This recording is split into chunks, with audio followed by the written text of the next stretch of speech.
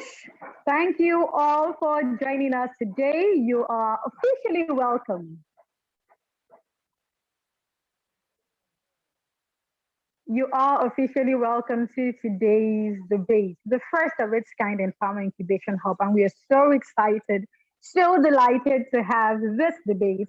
The goal of this debate is basically to engender logical thinking amongst all participants and to help them begin to think up ideas that could serve as solutions to challenges that we have in the healthcare sector. That's why the topics that will be debated upon today are topics that are relevant to the healthcare industry. Universal healthcare coverage, COVID-19 vaccination. These are two critical issues that national and international health organizations are working on in order to ensure access to quality healthcare for all, whether people are in rural areas or in urban areas. And for you all as participants of this program, we hope that the contributions that you will be sharing in your points today will begin to incite great ideas amongst everyone, beyond the fact that it's a debate where there will be only one winner per side. It's also going to help us to take a deeper look at societal issues that affect us in the healthcare industry. So there will be two topics: universal healthcare coverage, a myth, and there will be two sides to that topic. A side saying, yes, universal health coverage is a myth, and another side saying, universal health coverage is not a myth.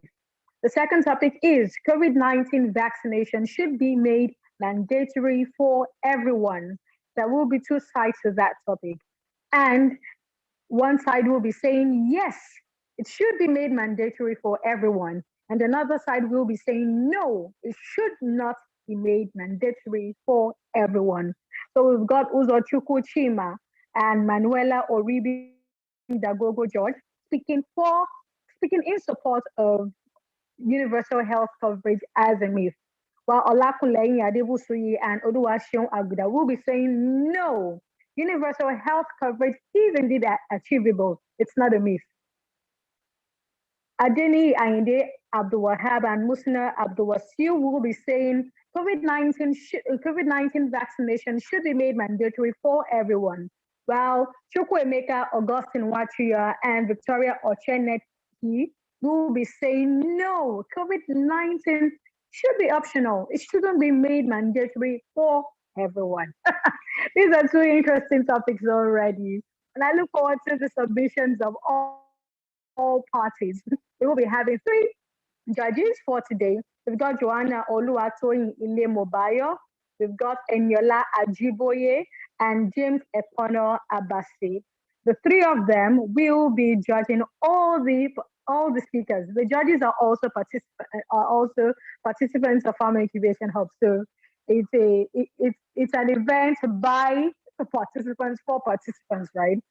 The judges are up to date as to what exactly they should be judging on. We'll have a representative of the judges who will be sharing the judging criteria, breaking down the judging criteria so that the participants know exactly how they will be judged. So I will call on Eniola Ajiboye, one of the judges, to give a brief run through on the criteria on which the participants will be judged in today's competition. Eniola.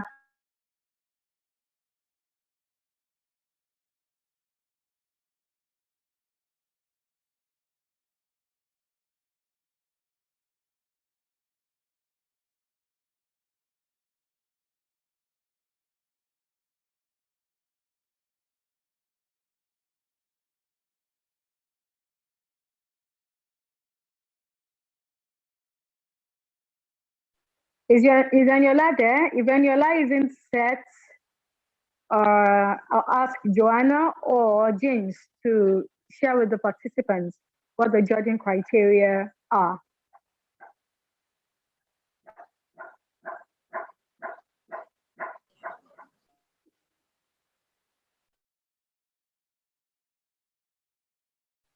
Our judges there. Our judges there. Hello, ma. Yes, please go on. Okay, can you hear me? I'm sorry, I was in a very noisy place. No problem. We can hear you clearly. Okay. Good afternoon, everybody. Good afternoon. Yeah, so my name is Eniola Ajiboye, and I'm part of the judges. So today we are going to be having a debate, and I'm just going to be telling us the judging criteria right now.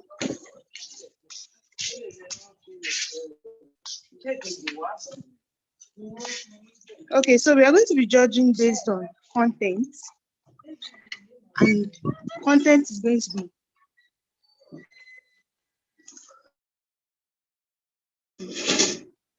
I'm sorry about that. We're going to be judging based on content, and content will take 30 marks. When we mean content, I mean the total relevance to the topic. So what you're going to be saying, how relevant is it to the topic and the richness of your speech as regards to facts, your points, and if they are clearly stated. So that's going to be our content, and it's going to be dealing with the structure and organization of the speech. And that is going to go for 30 marks. Can you hear me? Yes.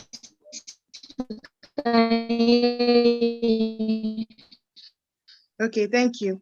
The second one will be logic.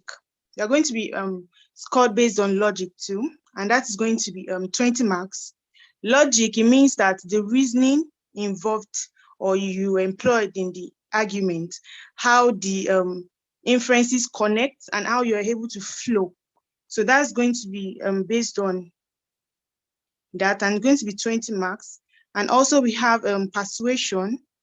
When I mean persuasion, it means how are you able to persuade and convince us, the listeners, and convince the speaker's argument, exactly. And that is going to be, like I said, it's going to be 10 marks. And also you're going to be judged based on the structure and organization, and it's going to be 10 marks. Structure and organization, it refers to the way you are able to speak in a very structured and organized form, starting from the introduction to you finish the conclusion. And that's going to be 10 marks. And also you're going to be judged based on refutation. Yeah, and that means the ability for you to predict or react to the other side's argument, pulling them down with sound counter argument. And yes, it's going to be contained in your main speech. So it's your ability to predict or react to your other opponent's argument side too. And that's going to be 5 marks. Yes, then your delivery. Your delivery is also very important. And when I mean delivery, it means the manner by which you're able to pass your speech, your gesticulations, your voice inflection, your composure, your confidence, your total package, your delivery. And that's going to take 15 marks. And then we are going to be judging based on time. How are you able to manage your time? How are you able to adhere to your time that you were given? Overusage of time and underusage will be penalized. And when I mean underusage, it means that the speech for this first speaker is less than 4 minutes, 30 seconds. And then for a supporting speaker, less than 2 minutes, 30 seconds. Then overusage, when you overuse your time, it means that you exceed. Now, if you're given 5 minutes, now you exceed that time using 5 minutes, 5 seconds. So that's for the chief speaker, yes, the first speaker. That's when you exceed your time. So this you're going so he's going to there's going to be a penalty for that. So we should make sure that we properly adhere to the time given and follow it and stop when we are meant to stop. So that will be all for the judging criteria that we are going to be. So everything is going to, like I said, content 30 marks, logic 20 marks, persuasion 10 marks, then your structure and organization 10 marks, then your refutation 5 marks, your delivery 15 marks, then your time management, that will be 10 marks. So we are going to be judging you based on all of these criteria. And yeah, that will be all about that. Thank you. Great. Thank you so much, Eniola. If you have any questions, speakers, please let us know. If you have any question based on all that has been shared, please let us know before we proceed. Any question? Any need for clarification? Please let us know now.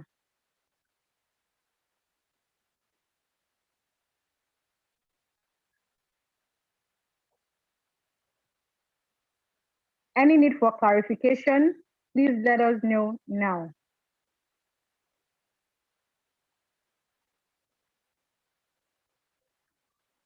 Okay. So if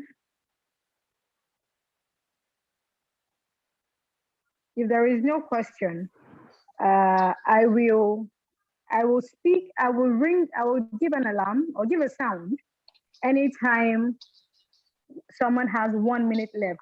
I'll be standing in for the timekeeper. So say a first speaker who is supposed to speak for 5 minutes gets the 4 minutes mark, the person will hear a sound. So please let me know if you can hear the sound. Can you hear the sound? Did you hear the sound? The sound wasn't too audible. No. Loud. It wasn't loud enough. Okay. Is this loud enough?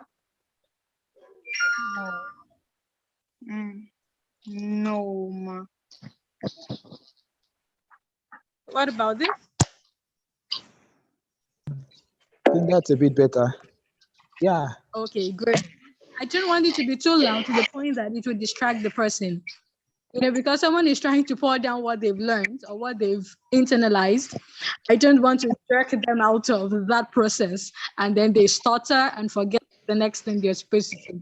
You understand? Okay. Yes. So at the for the 5 minute speech, you will hear that one sound.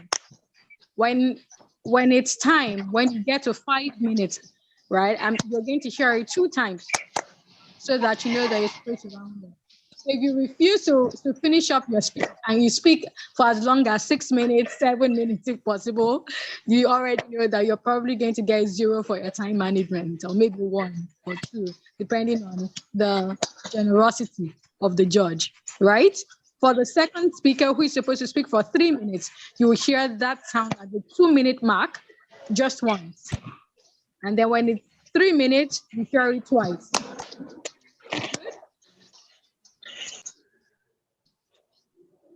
Are we good? Do we have any question at this time? Do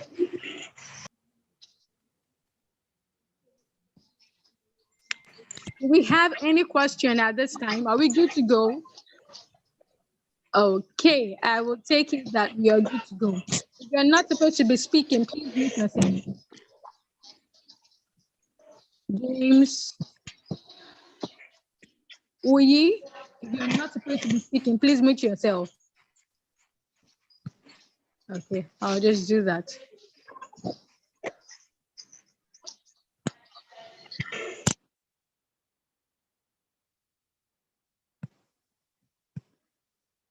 Okay, good. All right. Judges, please let me know if you're set, because when the first speaker comes up, you are to begin judging practically almost immediately. All speakers should be reminded that their videos are required to be turned on so we can see them just as we hear them. Okay, so we are good to go. I'd like to introduce the first speaker for today. And the topic for discussion is universal health coverage. A myth? Universal health coverage. A myth? The side that will go first is the supporting side, to be represented by Uzochukwu Chima and Manuela Oribim Dagogo George. And the first speaker on that side is Uzochukwu Chima. Chima, you have the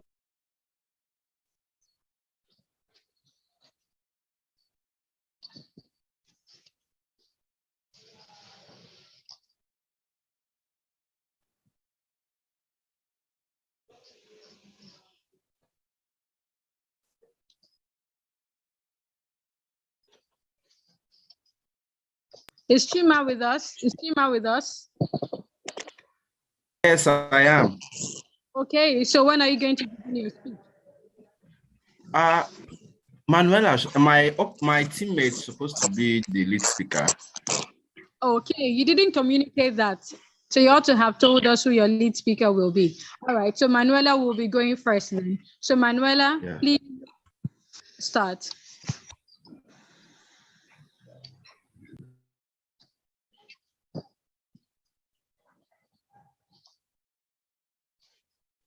Manuela, please unmute your mic.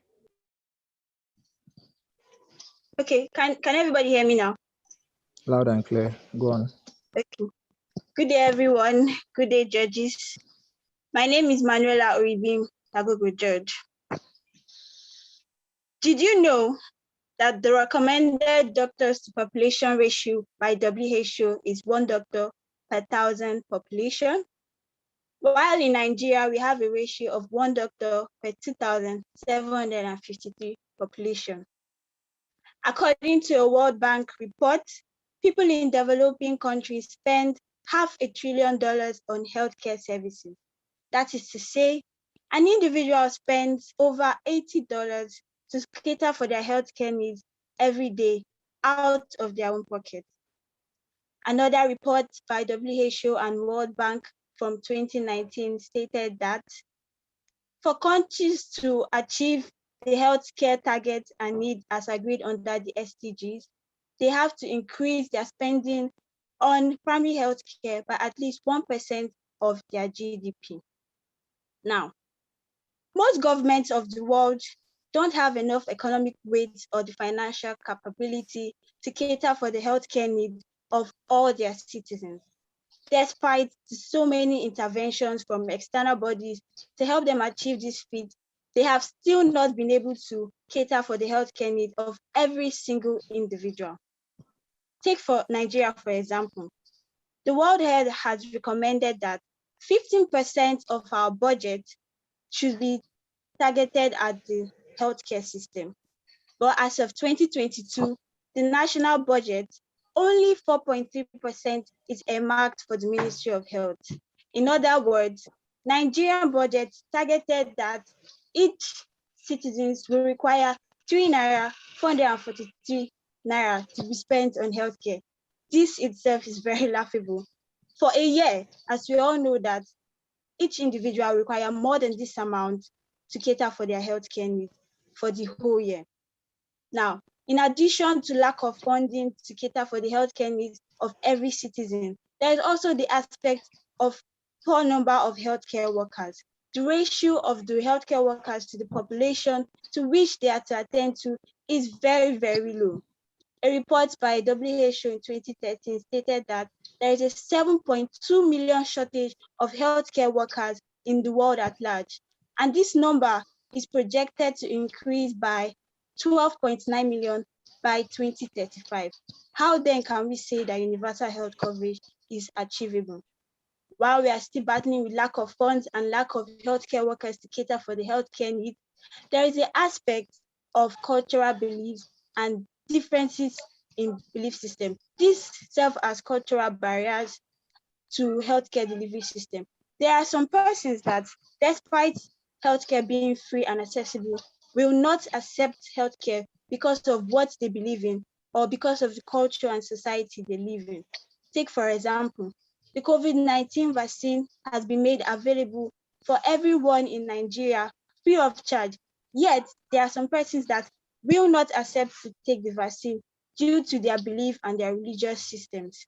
How then can we say that we have been able to cater for the healthcare needs of every single patient, while we are still pondering on the resistance of persons to accept healthcare services? There is the issue of increase in the population of the world. Now, a report in 2015 stated that 140 million approximate births occurred in 2015 and 55 million deaths in the year 2015. That is to say that there is a very, very continuous increase in the population of the world. And an increase in the population leads to an increase in health needs and an increase in the cost of healthcare services. That is not accounted for in universal health coverage. Now, we are all aware of the COVID-19 pandemic that we are living through. This pandemic exposed the loopholes in the healthcare delivery system. During the pandemic, healthcare services were not available and their impact was greatly perceived by everyone in the society. Now, what is the assurance that an unprecedented pandemic or another healthcare emergency will occur in the future that will be accounted for? Now, with all this, it is to say that universal health coverage is not achievable, and therefore we should look at the reality of things and forge ahead. Thank you very much.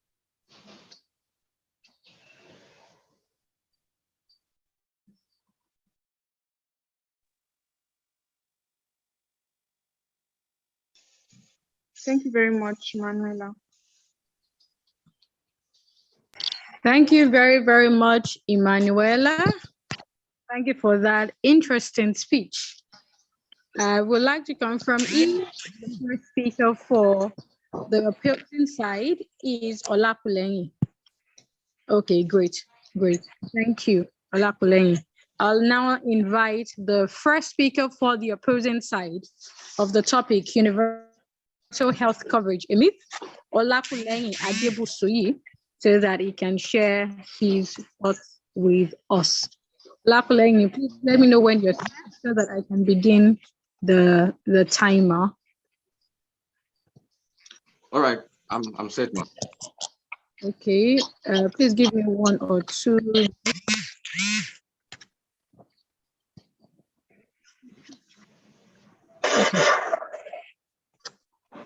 Okay.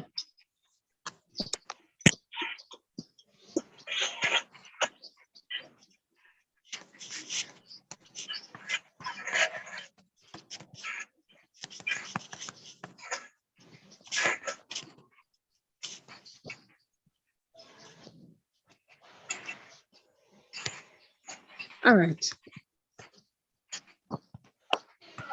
You may begin. Good day, judges, ladies, and gentlemen. I am Olakulenyi Adebusuyi, the lead speaker, speaking against the motion, universal health coverage, a myth. Did you know that half of the people living in the world do not have access to the health services they need? Are you aware of the fact that 100 million people are driven into poverty as a result of out of the pocket health spending?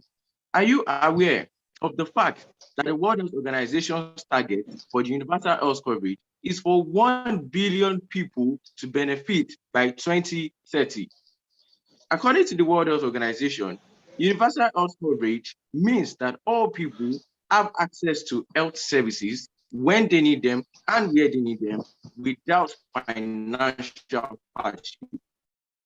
The main focus of the universal health coverage is to ensure that there is health equity and the reduction in health inequality.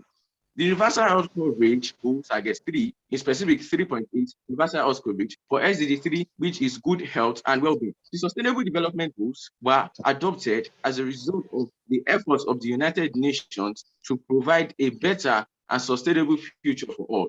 If we're going to provide a sustainable future for all, then we must prioritize healthcare. The pandemic has shown us that some nations of the world have good healthcare system, while some do not have the healthcare system needed to support their citizens. With universal health coverage, we can be able to support the health of everyone.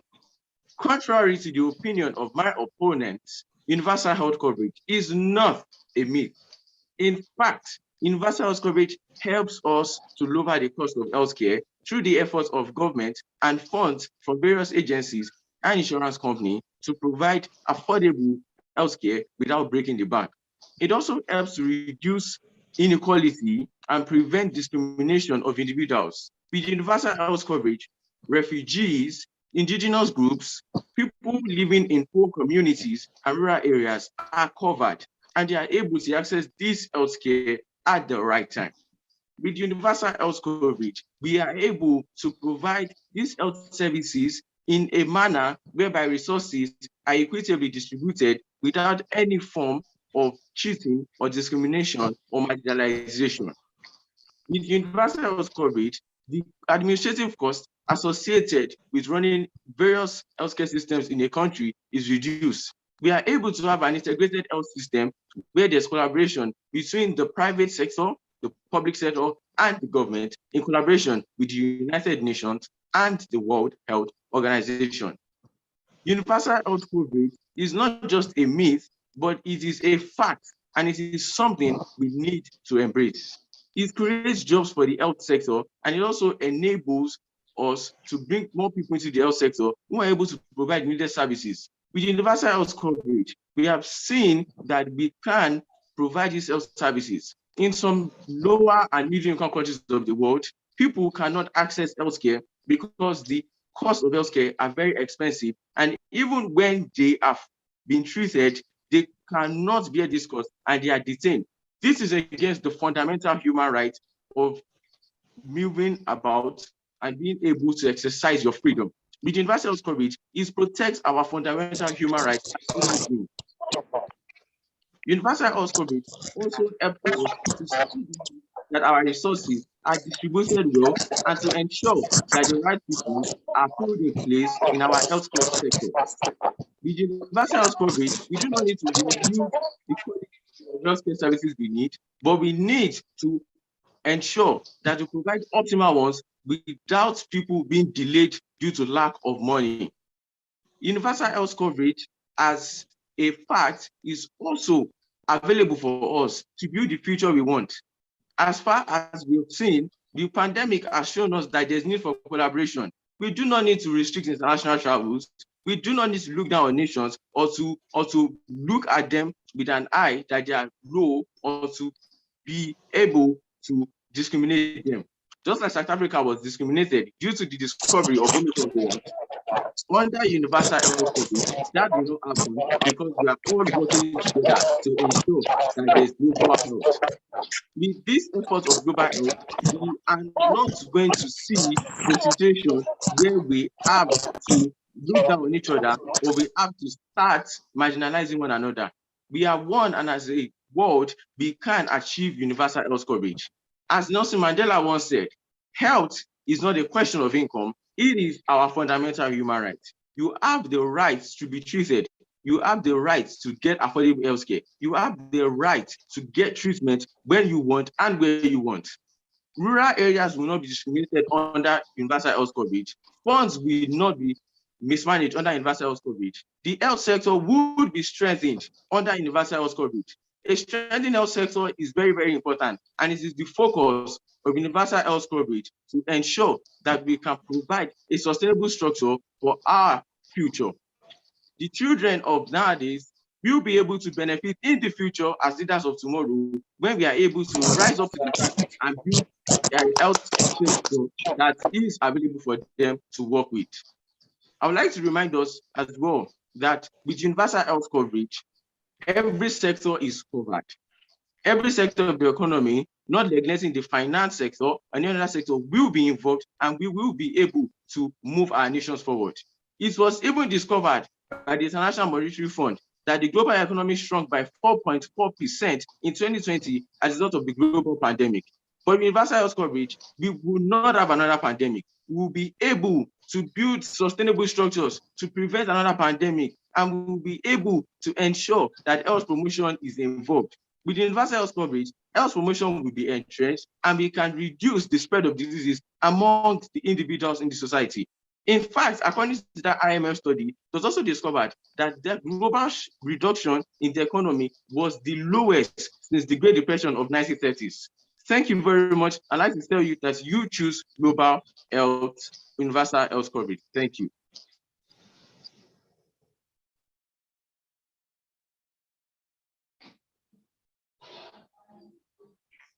Thank you very much, Olakule. I'm not sure if you heard the ring when I rang it the first and the second, and in fact, the third time. So as much as you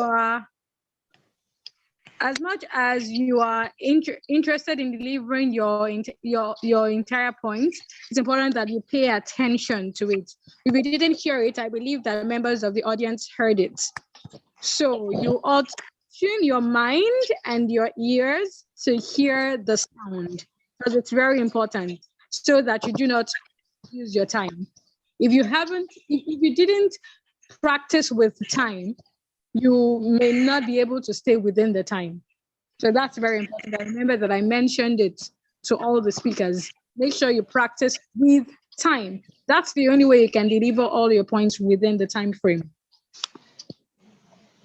All right, so we will now listen to the second speakers of the two sides for the current topic, universal health coverage, a myth. Please give me about 2 minutes. All right. So we'll now welcome the second speaker for the supporting side, who will be buttressing his side's points, his side support for universal coverage as a myth. Please make welcome Uzochukwu Chima, who will be speaking for 3 minutes. Please remember that at the 2-minute mark, you will hear the sound. And at the 3-minute mark, you will hear the sound 2 times. Please pay mental attention to this.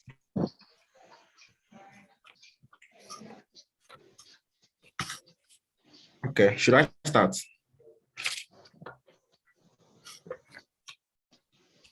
Can I start? Yes, please. Okay.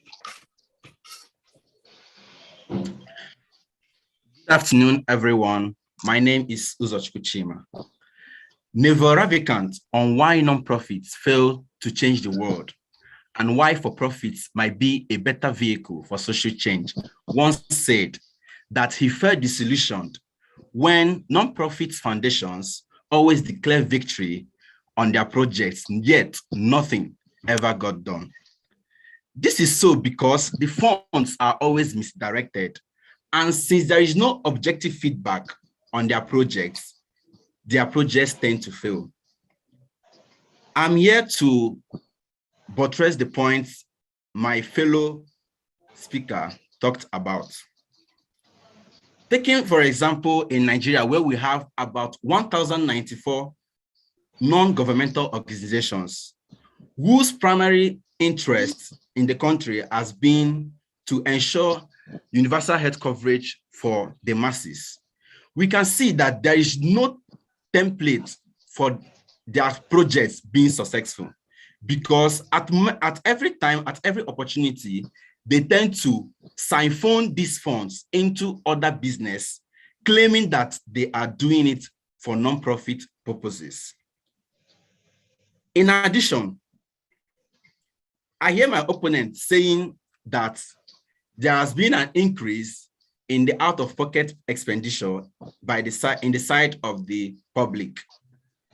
We can't be saying that because if the funds that would have been diverted to universal health coverage can be diverted to more pressing needs, like increasing the economic indices of the country, it would help us to cater for our health needs instead of relying on the government or on any miracle for us to get our universal health. Furthermore, we are saying that universal health coverage is indeed universal. It is not, because according to the template of the National Health Insurance Scheme, there are a lot of diseases not covered by universal health coverage. And these diseases are diseases that are very common. For instance, the renal disease, acute renal failure, which most people in Nigeria suffer from. We can see that these diseases are not catered for by this universal health coverage. With this, I strongly believe that we should divert our attention to other most pressing needs than claiming to fight for universal health coverage for everyone. Thank you. Great. Thank you very, very much, Uzochukwu Chima, for your succinctly delivered speech. Please give me about a minute or two. Okay. All right, so we'll now listen to the second speaker of the opposing side, Oluwaseun Aguda, who will be making his point in 3 minutes. So a clap will be used to indicate that time is up. Please let me know if you can hear this. Can you hear that? Yes, ma'am. Great. And when it's time, you're going to hear it twice. I hope that's loud enough. Great. Thank you.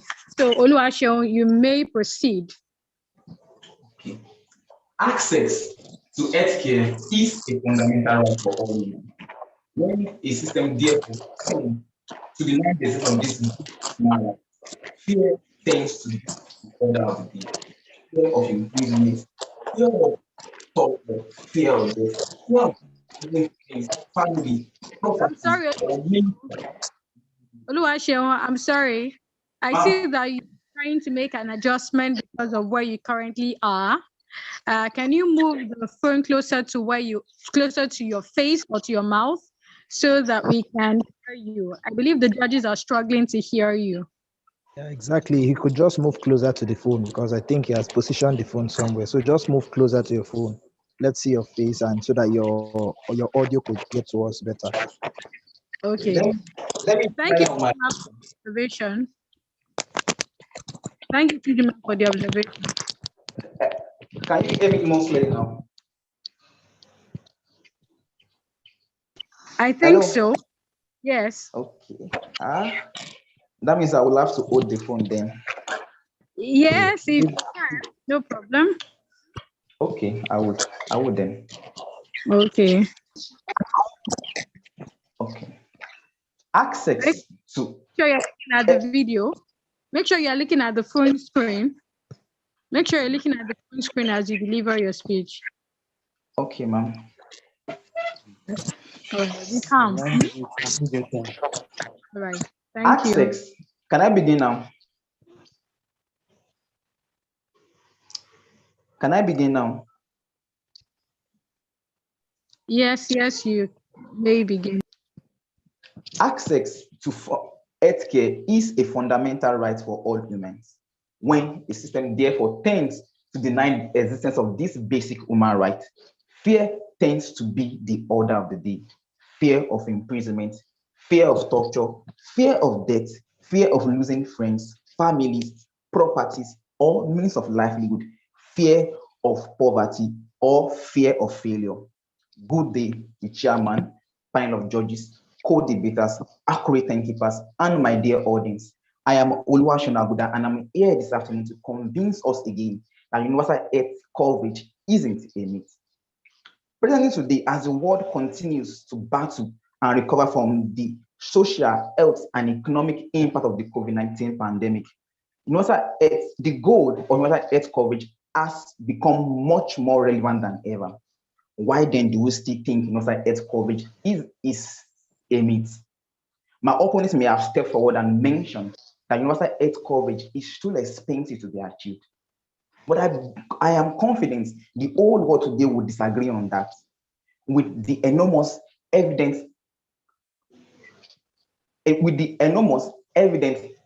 on drains on the social and economic impacts on our societies, causing increase in job loss, poverty, huge government fund drains, and a huge strains on our health sectors. I believe that the world today would disagree on that. Also, my opponents might step forward and say that universal health coverage is a myth using the social economic case scenario of the COVID-19 hesitancy in Africa. But I also confidently disagree on that, because really today in Africa, there is no one single vaccine production unit in the whole continent, meaning therefore the continent do not have a place to produce for its populations, and therefore they rely on international donors for vaccines to give unto their people. Therefore, I confidently say that hesitancy is not our problem in Africa concerning the acceptance of the COVID-19 vaccine, but the lack of availability of vaccines for all. Therefore, if there could be more availability of vaccines, more people will accept it. One thing I would want us to remember that the pandemic has taught us is that, one, no one is safe until everyone is safe. I would therefore like us to rethink whether universal health coverage is a myth or not. Thank you.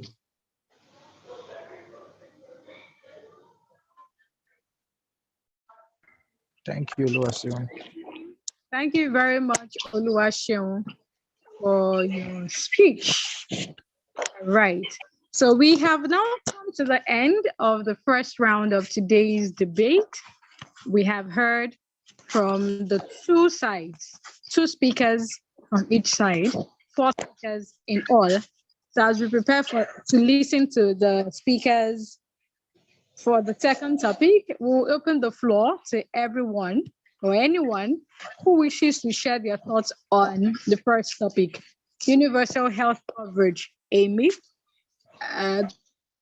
Does anyone have something to say? Would anyone like to share their thoughts on the topic? Was there a point that a speaker made that resonated with you, that you agree with? Or was there a point that you disagree with and you'd like to share your opinion? This is not a graded aspect of the topic, right? Or of the debate. This is an open floor discussion. We are giving some time for the judges to collate their scores so that we can begin the second topic.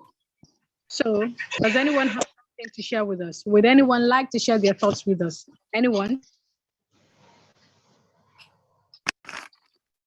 That's from the floor now. I think I like the way that when I was speaking. That memory card is not showing you. It's not showing. It's not showing. See, Ma speaking with us. That memory card isn't showing. Okay, good. So, would anyone like to share their thoughts with us on universal health coverage? Anyone? I see some of our alumni here. Uyoni Jesu is here. I think I saw Olu Olayemi some time ago. Not sure if she's still here. Okay, I don't know. So many thanks to our alumni who chose to join us today. Okay, so participants, non-debaters, would anyone like to share their thoughts with us on universal health coverage? What do you think of the topic? Do you think universal health coverage is achievable? Do you think it's a realistic goal? Do you think it's possible in our current world? Or do you think it's a goal that is far too fetched and that is unrealistic and can't possibly be attained? Would anyone like to share their thoughts with us? Anyone? Any contribution from anyone on the topic?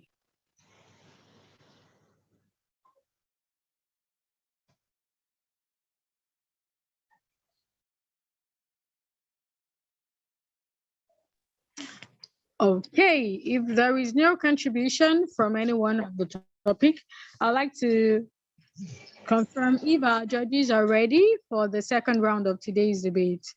Judges, are you set, or would you like us to give you some time? Judges, are you set for the second round of today's debate, or would you like some time? Please, can you give us some time, please, ma'am? Okay, all right. I wouldn't want to give comments on the speeches yet because the debate is still ongoing. So that the second set of speakers wouldn't have an expo. All right. So I'm still waiting to hear from you all, members of the audience, or even the debaters themselves. Yeah, based on what you've heard, today, or based on what you've heard from your opponents. Yes. Is there something you like to say or add to your stance? This isn't a graded aspect of the debate. It's an open floor discussion. So anyone?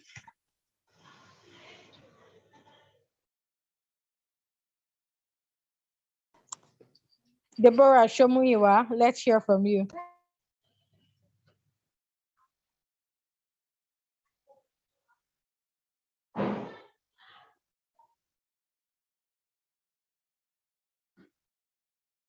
Deborah Shomuyiwa, let's hear from you.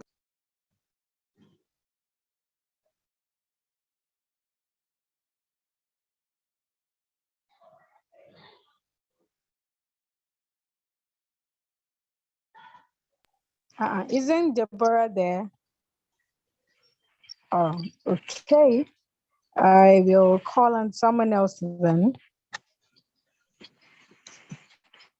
Annalise, let's hear from you. Annalise, let's hear from you.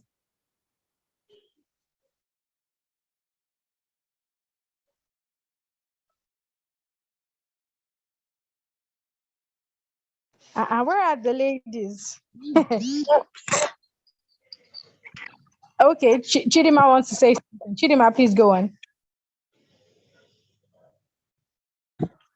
Okay, good afternoon, everybody. I don't know if you can hear me and if there's noise in the background. I'm trying to.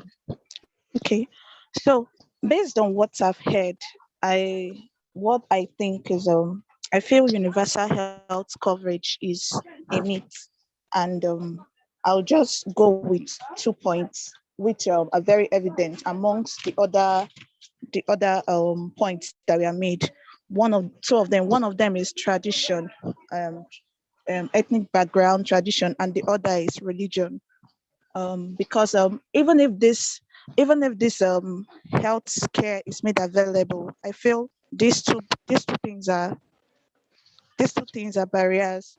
Okay, for instance, there are some churches that don't believe in blood transfusion, and very recently I heard about a case of somebody that was dying and needed to do a blood transfusion, and the lady refused, and the lady died at the end of the day. So even when this was made available, because of her belief and religious belief, it was a barrier. So it's, for me, I feel it's a myth, just based on this two. There are other statistics too.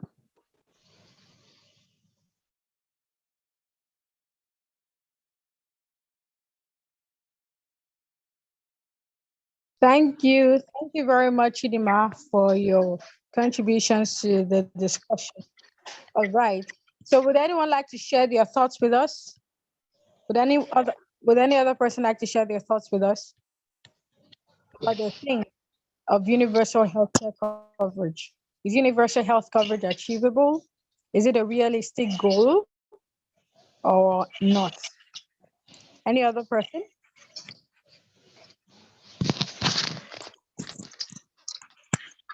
Are you trying to say something? No. Okay. So you could mute yourself if you're not speaking. All right. So if there is no other contribution on that topic, we will now listen to the second speaker, the second set of speakers for today. Second topic is COVID-19. Should COVID-19 vaccination be made mandatory for everyone? And as usual, we've got two sides to that topic.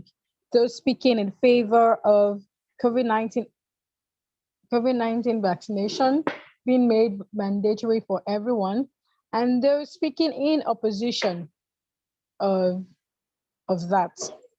And we will have Adeniyi Ainde Abdulwahab, who will speak in favor of COVID-19 vaccination being made mandatory for everyone. He will be leading his side of the debate, to be supported by Musna Abdulwasiu. Chukwemeka Augustine will be speaking against the topic, to be supported by Victoria Ochenehi. We will now yield the floor to Adeniyi Ainde Abdulwahab, who will begin the debate with a 5-minute speech. Adeniyi, please let me know if you're set.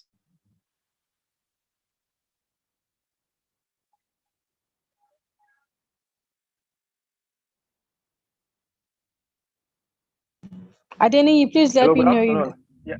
Yeah. Hello, good afternoon. Good afternoon, Adeniyi. Good afternoon, Adeniyi. We can't see you yet. You can see me? Can you see me, ma? Okay. Okay, yes, we can now. Okay. Yes, so Just please let me know when you're set so that I can begin the timer. Okay. Yeah, please don't forget that when it's 1 minute left, you're going to hear a clap. And when it's actually time, when it's time up, you're going to hear 2 claps. I hope that's loud enough. All right. So are you set yet, Adeniyi? Yeah, I think I can start now. Okay, please shoot. In order to determine the success of any football match, we must take into consideration the following factors. 1, number of matches played so far. 2, number of matches won. 3, number of matches lost and drawn. 4, result of the last match played. And lastly, the position of the team in the league. In the same vein, to know whether COVID-19 vaccination should be made mandatory for all, we need to put into consideration the following factors. 1, number of vaccine mandates so far. 2, number of outbreaks successfully combated with vaccines. 3, consequences of vaccine rejection. 4, results. Lastly, the current health situation of the country. My name is Adeniyi Ainde Abdulwahab, and I'm the lead speaker for the side which supports the motion that says COVID-19 vaccination should be made mandatory for all. Vaccine mandates are not new nor rare. According to a study that was published last year, 2021, in Elsevier by Inari Muhammad et al., which was titled Global Assessment of National Mandatory Vaccination Policies and Consequences of Non-Compliance. This study examined this issue in 193 countries, and the study found out that over 100 countries have some kind of mandatory vaccination policy which put in place. And these countries include Austria, Indonesia, Turkmenistan, and it was found that this policy has helped this country to achieve a high success rate in combating the pandemic. In addition, COVID, like we all know, COVID vaccines are safe and they also save lives. The World Health Organization estimates that vaccination currently prevents 2 to 3 million deaths every year. For example, the smallpox, which claimed approximately 300 million lives, in the 20th century alone has been fully eradicated thanks to development of vaccines and implementation of its safe and effective policy. Furthermore, vaccines are safe, they save time and money. According to a study, according to Alessandro Ciani of the University of Portsmouth, vaccines are one of the most time and cost-effective medical interventions one can have. Receiving a vaccination can only take a few minutes and is cheap, or for many people, free. On the other hand, contracting COVID-19 infection means taking time off school or work and potentially racking up hefty medical bills. More so, COVID-19 vaccination has the potential to limit antimicrobial drug resistance. Antimicrobial drug resistance has been identified by the World Health Organization as one of the 10 greatest threats of global health, as well as vaccine hesitancy, the continuous overuse of antibiotics and antiviral drugs to combat or to treat bacteria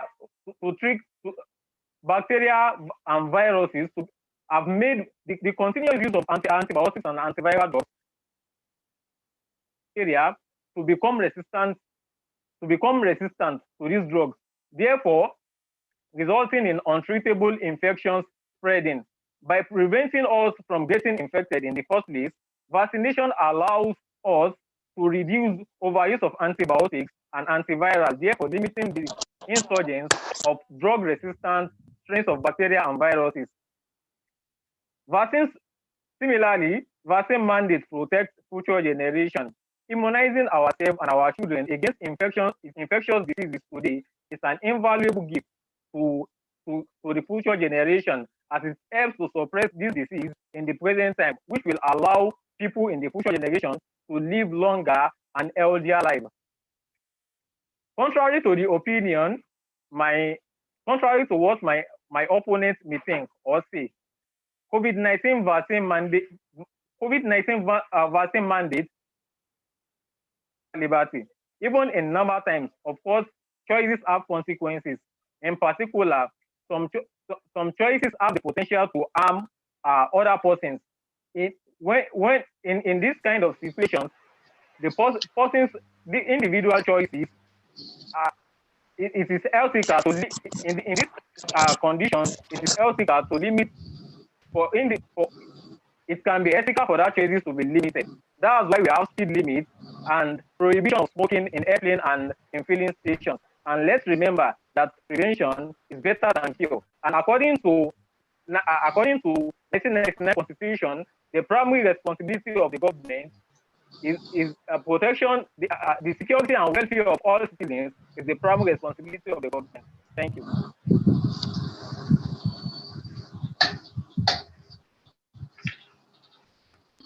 Thank you very much, Adeni Ainde, for your speech.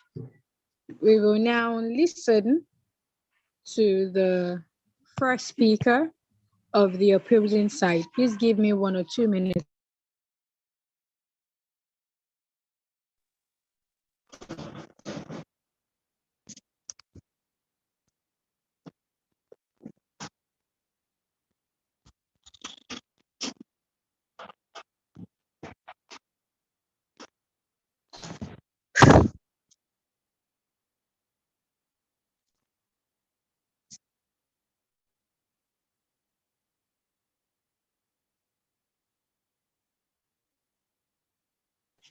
All right, so we'll now have Chukwemeka Augustine, who is already set for us. And he will be speaking in opposition to the topic, COVID-19 vaccination should be made mandatory for everyone. His team will be saying, no, it shouldn't be made mandatory, it should be optional for everyone. And we look forward to what Chukwemeka will tell us in 5 minutes. You have the floor, Chukwemeka. Can you hear me? Can you hear me? Loud and clear. Loud and clear. Okay. Proceed. Mandatory COVID-19 vaccination for everyone, a betrayal to human rights. We are not living in a dictatorship system of government, but rather we live in a democratic world where every individual has the right and freedom to take decisions for themselves. I am Chukwemeka Augustine, the lead speaker, opposing the motion that says COVID-19 vaccine should be made mandatory for everyone. Do you know that there is a clear connection between human rights and mandatory vaccination? Do you know that the World Health Organization does not in any way support mandatory COVID-19 vaccine? Do you also know that herd immunity coverage for COVID-19 is just about 50% vaccination of the total population? The question is, why then do we make COVID-19 vaccine mandatory? There are no legal rights in the Nigerian constitution that forces citizens to get the COVID-19 vaccine. In July 2018, the Vice President, Professor Yemi Osibanjo, launched the Patient Bill of Rights, and part of the bill states that patients have the right to decline or consent to participate in medical research, experimental procedures, clinical trials, or even medical treatments. If the government enforces compulsory COVID-19 vaccination, this will result to violating already laid down laws, which will lead to loss of trust in the government by her citizens. Moreover, according to St. Augustine, an unjust law is no law at all. There are several other health challenges that have killed a handful of patients over time, and yet nothing has been done about it. Findings according to World Health Organization shows that 93% of all malaria deaths occur predominantly in Africa. Isn't this a huge concern? While channel all efforts towards COVID-19 vaccine cohesion, when many are dying from other health challenges like malaria, cholera, typhoid, among others. In a democratic world we claim to live, forcing vaccination of millions of young, healthy citizens who perceive themselves to be at acceptable low risk from COVID-19 will be ethically disputed and politically risky. Research shows that COVID-19 severity is strongly linked with age, dividing individual perception of vulnerability with the population. The death rate is estimated at 7.8% in the elderly and about 0.0016% in young adults. Oh, what a small percentage. Meaning, a compulsory vaccination will be logically absurd, ethically unsound, and scientifically baseless. The severe damage and death caused by the COVID-19 vaccine and the ravaging side effects owing to vaccination is enough reason for the government to take a rethink into making the vaccination compulsory. Despite promising headlines, the trials and pharmaceutical processes surrounding COVID-19 vaccine, the data has not yet been fully scrutinized. Data concerning the long-term safety and efficacy has not yet been determined. There are no information on how long the immunity claimed by the vaccine will last. What if the virus takes multiple strains? Will the vaccine still provide immunity? These are meant to be properly answered before thinking of compulsory vaccination. I strongly believe that the COVID-19 vaccine should be a shared decision-making process, and other than a cohesion or compulsory enforcement, public education and developing trust in vaccination between the citizen and the government should be the proper choice at this time. Thank you for listening.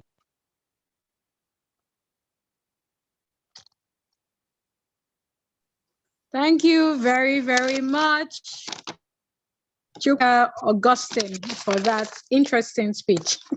Thank you. We'll now have the supporting speakers of the two sides. Please give me 1 or 2 minutes.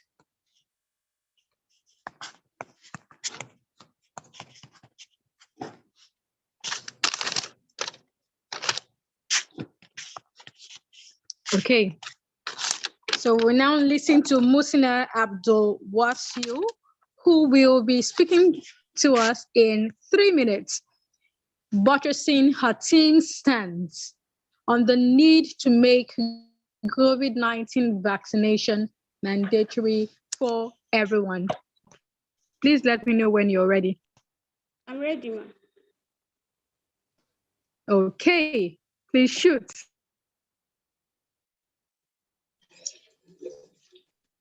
Do you know that it's over 2 years since Chinese doctors discovered new cases of pneumonia, which has resulted to be these COVID-19 viruses? And ever since then, COVID-19 virus has been a pandemic illness. According to World Health Organization, on the 21st of January 2022, their statistics stated that 340 million cases has been reported globally and 5.5 million deaths. That is a huge number. So with all this being said, should COVID-19 vaccination, should it be made compulsory? Yes, because vaccine saves lives. UNICEF has stated that vaccine saves millions of lives every year, the likes of the polio vaccines, the yellow fever vaccines, and then COVID-19 vaccine shouldn't and is not an exception. Now, this COVID-19 pandemic, there are ways we can prevent it. One of the ways is by staying at home. And in this way, you don't have to interact with people. You don't have the chance to contact this illness. And the effect of this stay at home has been seen during lockdown, how it has affected people's physical health, mental health, even businesses and activities. So staying at home or being celebrated is not even an option. How about getting vaccinated and everyone moves on with their day-to-day activities? By this, even if you come in contact with this disease, your body already has the information to fight against this virus, and it reduces the rate of deaths as well as symptoms, and it even helps the world to move. Contrary to what my opponent said, COVID-19 vaccination, it does not in any way interact with your body's DNA or doesn't interact with your body system. COVID-19 vaccines, they are safe and effective for use because on the 12th of January 2022, World Health Organization has evaluated different brands of vaccines to be safe and effective for you. The likes of the AstraZeneca, the Moderna, the Johnson & Johnson. So the essence of being vaccinated is to help you so that even if at all you come in contact with this virus, your body already has the ability to produce antibody that gives you an immune response, and immunity is what we need. But this COVID-19 vaccine as well, it helps to prevent mutation. Now, new variants of COVID-19 keep coming. We have the Delta variants, the Omicron variants, and different variants like that. But widespread vaccination, it has been observed that it helps to prevent these new strains of COVID-19. COVID-19 new strains are not as a result of the vaccine, but rather as a result of the viruses. And illustration can be seen in the Israel. Can be seen in the Israel. The Israel, 54% of the population of Israel are vaccinated. And when they were tested and submitted to this COVID-19 tests, it was discovered that just 0.2% of them, 0.2% of them tested positive to this disease. So this is an indication that widespread vaccination can also help to prevent mutation and new strains. With all this being said, should COVID-19 vaccination, is it really about the government? Is it really about the human rights, or is it about our own self, about trying to make us to be effective and about trying to make people to be effective against these diseases? I'm Muhsin Abdulwasi. Thank you for listening to me.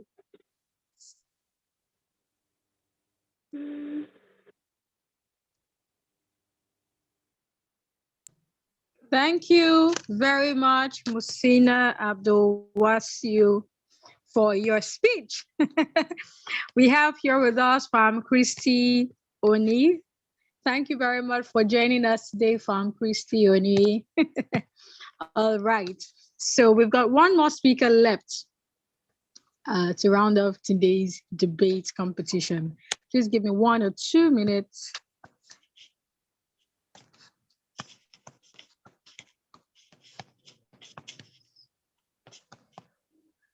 All right. So final speaker for today, who will be buttressing her team's point on why COVID-19 vaccination should not be made mandatory. Please make welcome Victoria Ochenehi, who will be speaking with us in 3 minutes. Please note that at the 2-minute mark, you will hear a clap, and at the 3-minute mark, you will hear 2 claps. Please note this. Thank you very much. Please let me know when you're set, Victoria.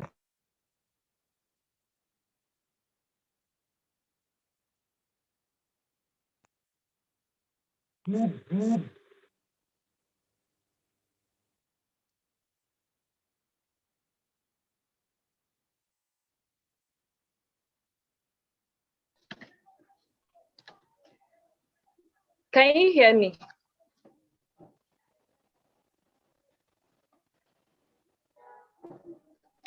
Yes, I can. I can hear you, Victoria.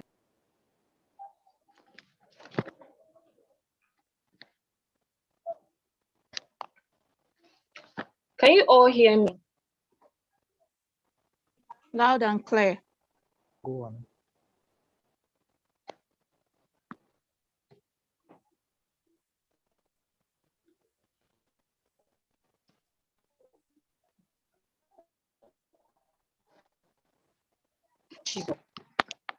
My screen is cool.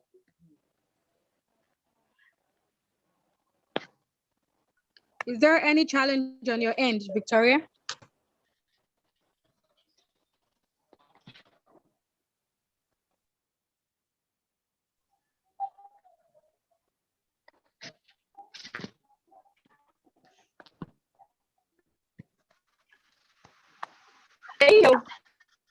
We can hear you. We can hear you clearly, Victoria.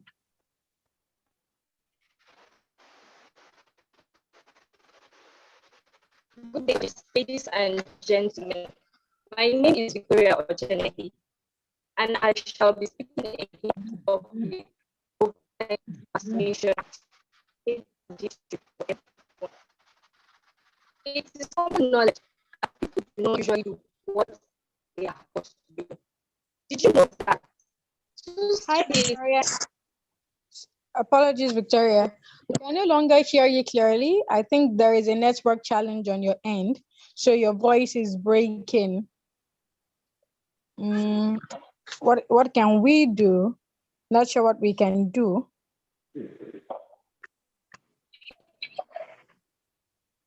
Are we all experiencing the situation? Can we all hear Victoria clearly? I mean, as at the time she started speaking, did we hear her clearly? Okay, it seems no. Okay, it seems not. Victoria, is it possible to change your location? If the reception would be better from there. Is it possible to change your location somewhere else in the house? Okay, yes, we'll give you 2 minutes. She's asking for 2 minutes, no problem.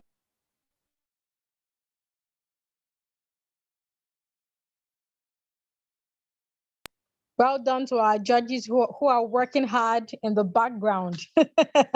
Well done, judges. Well done, judges. And well done, our audience too. Let's wait for Victoria to join in about 2 minutes.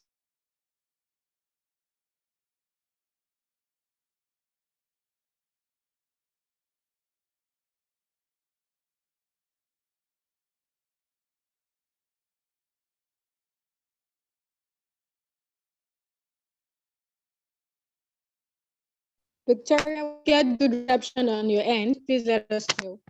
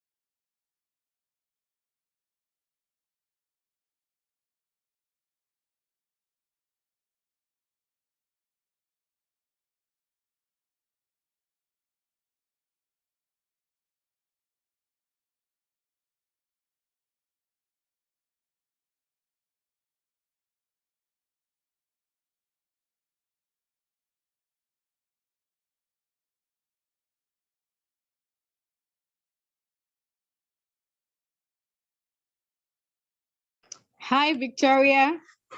Please let us know if you are in a better location. Are you set?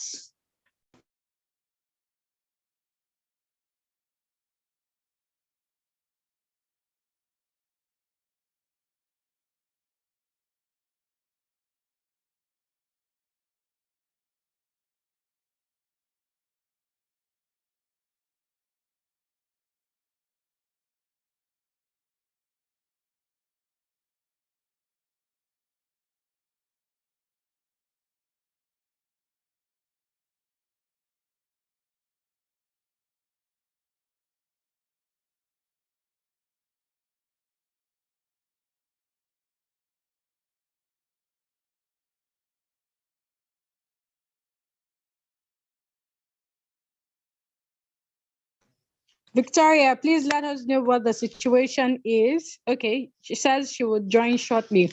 All right, we'll be expecting you. Thank you all for your patience. Thank you.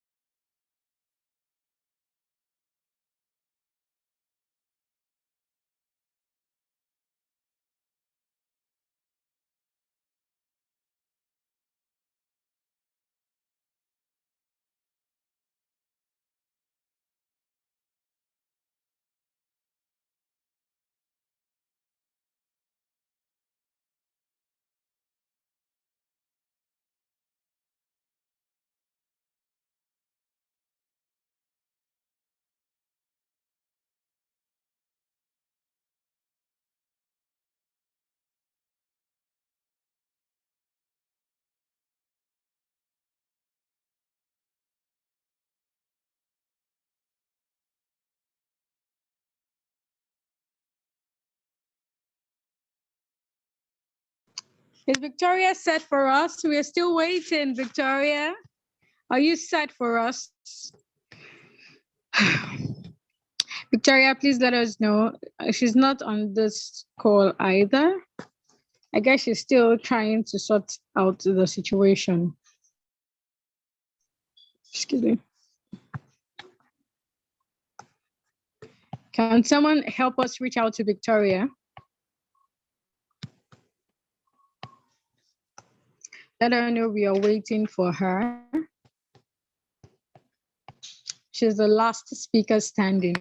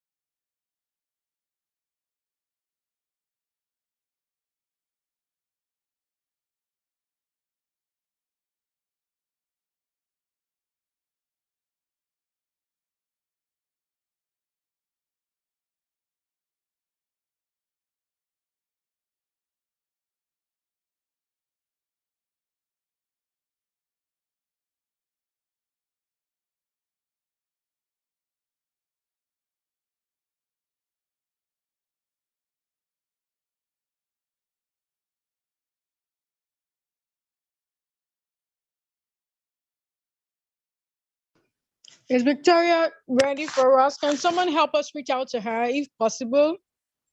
Please, someone should help us reach out to Victoria. We may need to ask her to deliver her speech without the video because of the poor network on her end. I think the reception is usually better without the video, especially in a situation of a terrible network. So please, someone should help us reach out to Victoria. Thank you.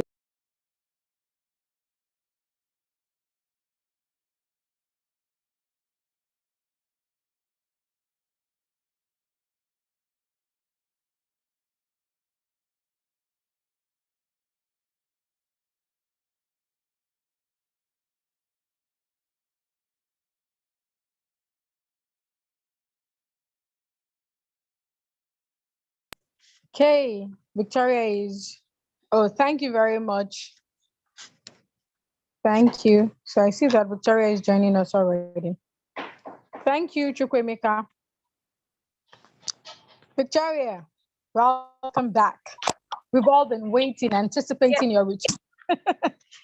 So are you in a better location?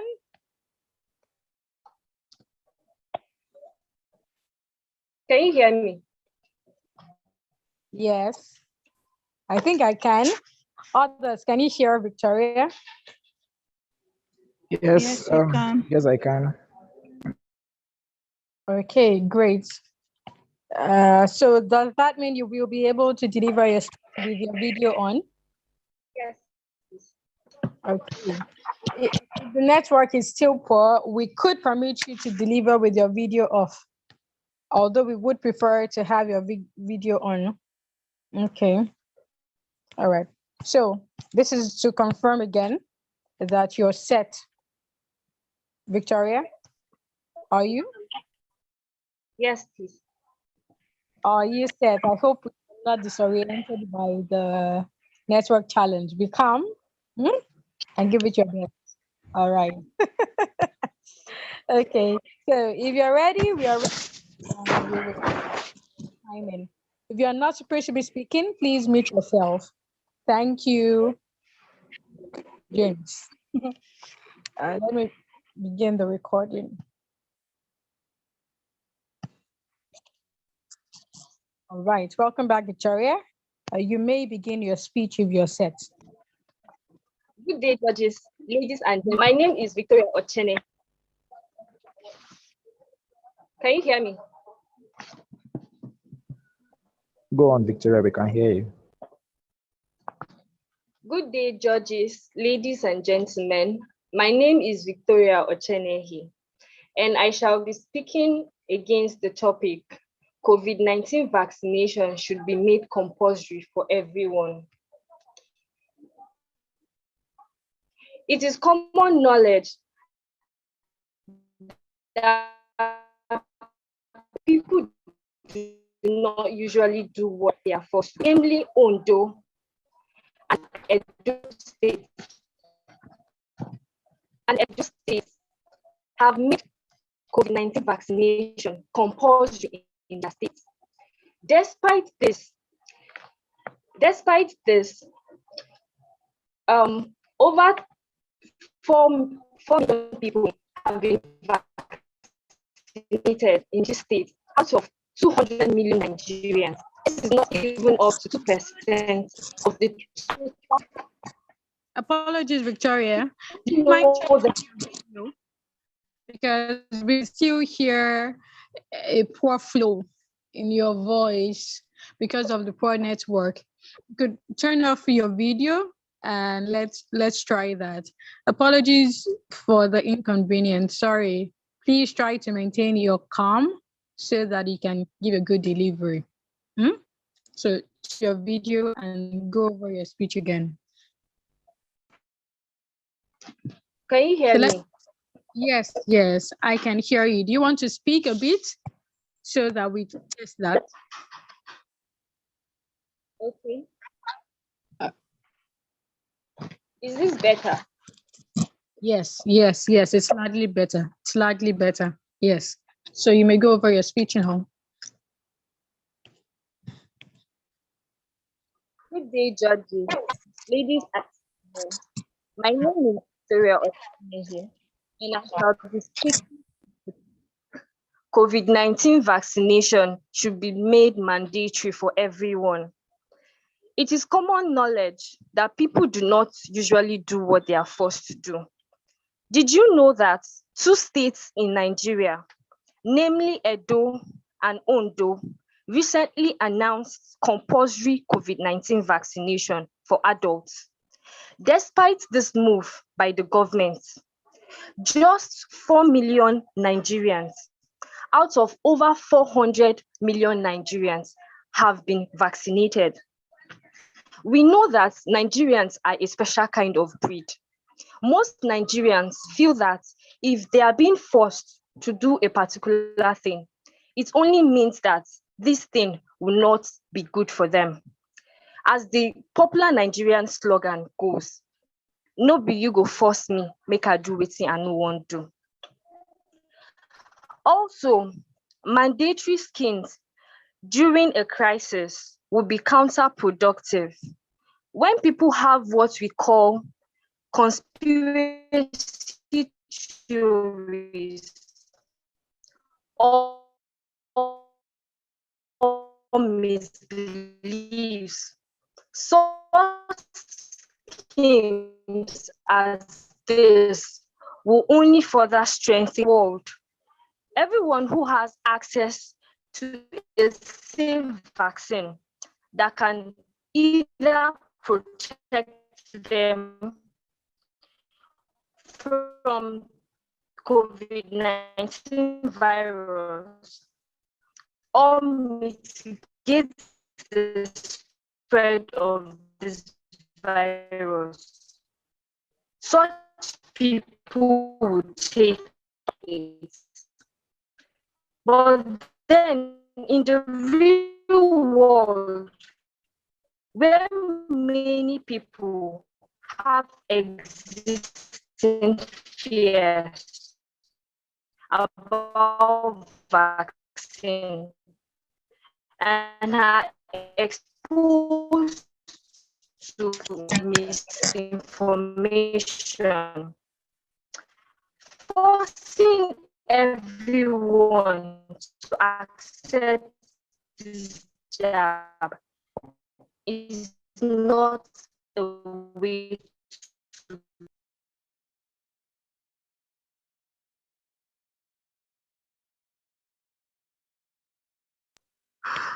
Seems Victoria's network is terrible. Whew.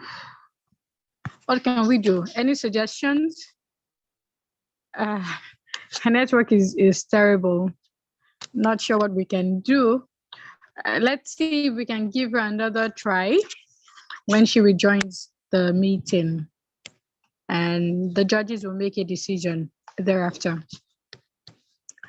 Thank you all for your patience. Please note that poor network is a general challenge for everyone in this part of the world, right? We can only hope that things would be better. It's just sad that this has affected her delivery, even though she adequately prepared for this speech. So let's cut her some slack and hope that she will be able to make a good comeback when she returns or when she rejoins. I'm here, my network again. Her network. Okay. Victoria, are you with us?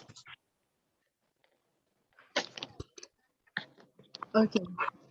So someone made a suggestion. I'm not sure what we think of it.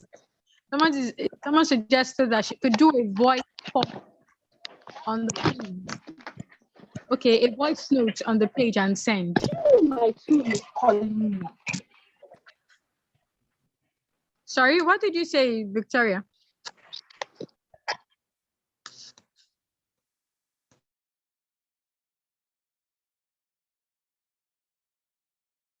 Victoria, you were saying something. What did you say?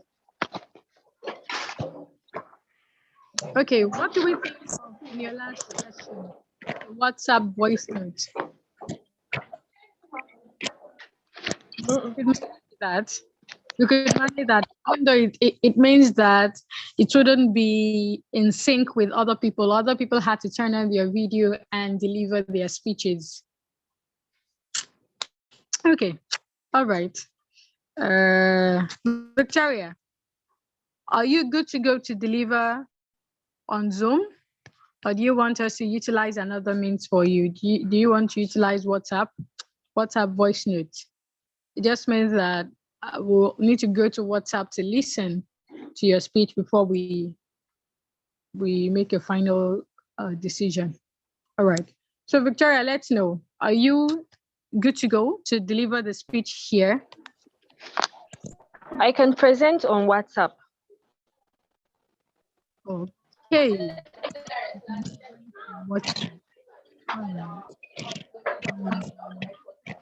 Okay. All right. So go and start your voice note on WhatsApp then. Start your voice note on WhatsApp. Pause this recording so that we can all hear your voice recording on WhatsApp. Then we'll come. Can she use audio here? Yeah, basically that's what she tried to do, right? That's what she tried to do. And if you're going to go to WhatsApp to use, WhatsApp and don't use different techniques anyway. Okay, do you want to give it another run? It's just for 3 minutes. 3 minutes is such a short time. You want to give it another run here without your video? Okay, can you hear me? Yes, we can hear you. We can hear you. We can hear you. Okay.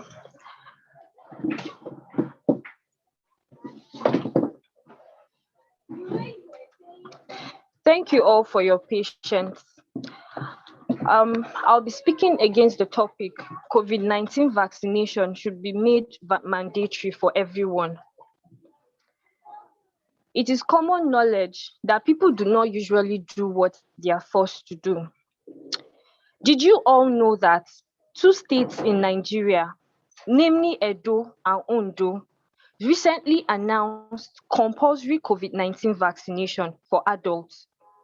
Despite this move by the governments of these 2 states, just about 4 million out of a population of over 200 million Nigerians have been vaccinated. That is not even up to 2% of our total population. We all know that Nigerians are a special type of breed. Most Nigerians feel that being forced to do a particular thing could only mean that that thing is bad for them. According to a popular Nigerian slang, no be you go tell me wetin I go do. Also, mandatory schemes during a crisis would be a counterproductive method. When people have what we call conspiracy theories or have misbeliefs, such schemes will only strengthen their opinions. How do you believe something you're constantly forced to believe? Now, in an ideal world, everyone who has access to a safe vaccine that can protect them either against COVID-19 or help mitigate the spread of the virus would take it. But then in the real world, when many people have existing fears about vaccines and are also exposed to misinformation, forcing everyone to accept the jab is not a way to go. Contrary to what my opponent said about smallpox, in 1945, during the colonial era, of course, there was vaccine hesitancy in the northern parts of Nigeria, which resulted in fewer smallpox vaccinations. Then this followed an introduction to compulsory vaccination of both adults and children in the country. This compulsion, however, created very little response to vaccination and a swift spread of smallpox and other diseases. But then after independence, the government of Nigeria decided to educate and sensitize the public through various healthcare systems that on the 25th of August 2020, Nigeria was declared polio-free by the World Health Organization. Why then do we want to return to our vomit of mandatory vaccination? I am Victoria Ochenehi. Thank you very much for listening.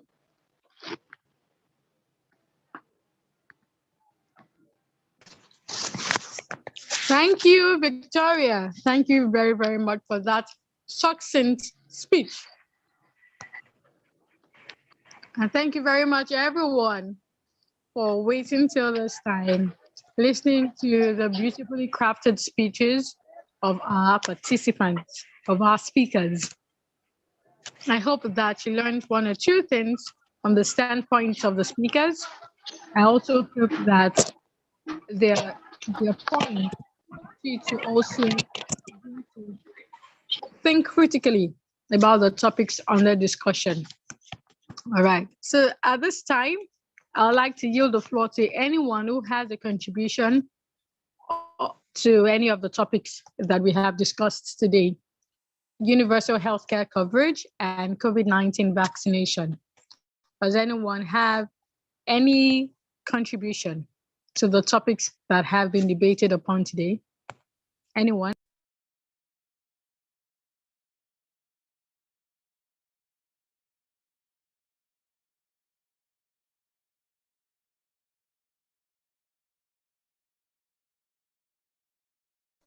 Okay, good. If no one has a contribution, I will like to congratulate all of our speakers today. You've all done very, very well.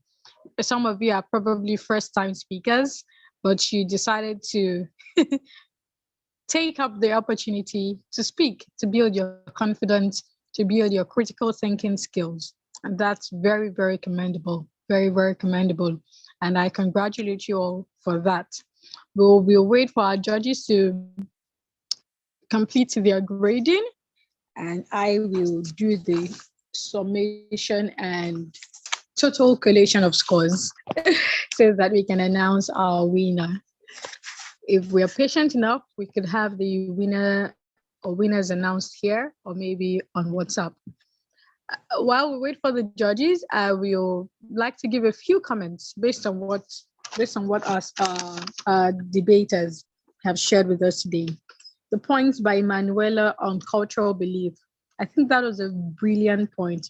Brilliant point. Well done, Manuela. That was really good. Oluwaseun Aguda, at a point, I wondered whether your topic was on COVID-19 vaccination. The topic was on universal health coverage, but you laid so much emphasis on COVID-19 vaccination, and I wondered for a minute whether your topic was focused on vaccination or on universal healthcare coverage. Yes, vaccination indeed is an aspect of healthcare, and it largely contributes to the success of universal healthcare coverage. So I expected that you would go broad spectrum in that regard to look at what are the indices of healthcare, right? What are the points or pointers to the success of universal healthcare coverage? Someone gave the definition of universal healthcare coverage. I think that was Olakuleyin, right? That was good. Well done. Well done. I think Olakuleyin spoke a little bit over the top because you were saying a lot about United Nations, World Health Organization, blah, blah, blah. As much as healthcare success is a collaborative effort on the part of local partners, national partners, and global partners, it's also important to be able to drive home the point. And in order to do that, it's important to bring it to the grassroots to say, how can universal healthcare coverage be achieved somewhere in Ibadan, somewhere in Oyo State, somewhere in Kaduna, somewhere in Ebonyi, right? As much as it's okay to take a global perspective to a topic, it could also go a long way if you're able to bring it down to the grassroots so that people can relate more to your point. And yeah, we can see the point of whatever you're saying. Chukwemeka, I think you had a great introduction. I loved your introduction. You used the did you know technique very well. Wonderful, wonderful, wonderful. The three questions you asked actually hit the nail on the head. Very, very good. Very, very good questions. Very, very good introduction. Well done. Well done, Chukwemeka. However, you were looking away from your camera. It seemed like you were reading.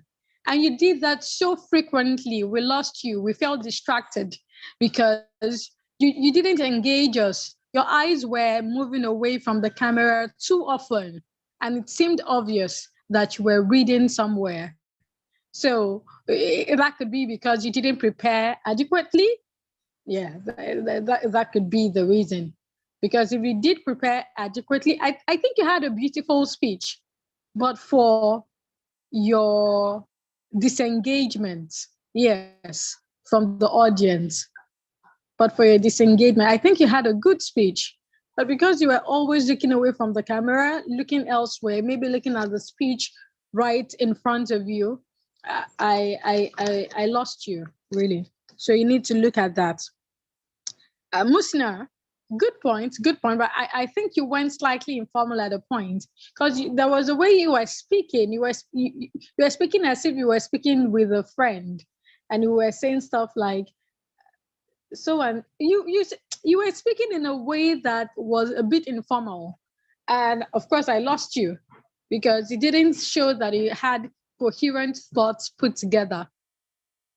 So you may want to look at that. I'm not sure whether you wrote down your speech or wrote down exactly what you wanted to say. So I was lost at a point because you seemed so informal and we're trying to find words to fit into whatever you're saying at that time. So you went quite informal and you couldn't give me solid points. Couldn't give me solid points. I think those are the main comments that I have on my own end. So I will ask the judges to give us their comments if they've got any. James, do you have any comments, corrections for the Yes. participants? Yeah, good evening, everybody. That was a very wonderful one by all the speakers. You guys are really amazing. Congratulations to every one of you. Yeah, the first, I didn't get down your name, so I'll just be saying things like the first speaker, second speaker. Okay. On the first debate, the first speaker, yeah, he made lots of wonderful points like Farm has already pointed out, so I shouldn't even go much into that. I want to talk about I think what I noticed is that some people did not really understand their topic. I don't know if it's just my perspective or I'm the one that is having that issue, but I feel some people did not understand that first topic. That is when we're talking about um, the first topic that was talking about universal health coverage, a myth. Now, that's understanding that topic to me is they're trying to say, is universal health coverage achievable, or is it just something you just hear but never comes to reality? Can it actually be brought to reality, or is it something we're just going to be hearing and hearing and hearing, and it's just like fairy tales, it's just like stories? I think that's the meaning I was able to get from that topic. And now listening to like the first speaker of the opposing side, he was supposed to tell us that yes, universal health coverage is actually achievable, but he was giving us more of the benefits of universal health coverage, the benefits of universal health care, and all of that. That was why I felt he had a little bit digressed from what the subject matter is. So next time in a debate, the first thing that is paramount and that is important is understanding the topic. I think that is what makes it important. That is what makes it important that in a debate, the speakers, at least the first speaker, should define or try to explain in few seconds the topic so that when you do that, you, especially the first speaker of the proposing side, you set the tempo of the debate. Others would likely have to follow follow your definition. The judges might have to judge based on your definition being the first speaker of the proposing side, except you're entirely off. So that usually is the essence why we get to define some key terms and all of that. So try to stick to the topic. I think that's the major thing I observed. Most of them, Pam has already pointed them out. So I wouldn't want to go back into it. But generally, you guys were really amazing. You did very well. Congratulations once again. Thank you. Thank you. Thank you very much, James. Eniola, Joan, do you have any contributions?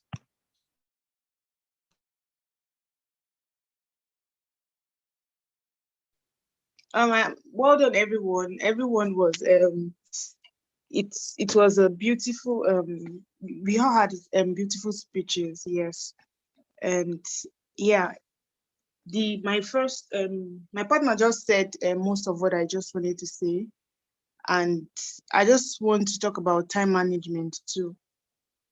Yeah, like we should try to practice more with time. I feel it's going to help if you're delivering your speech here, because some people actually went off, like used more than the time that was allocated. So that is just all. Well done, everybody.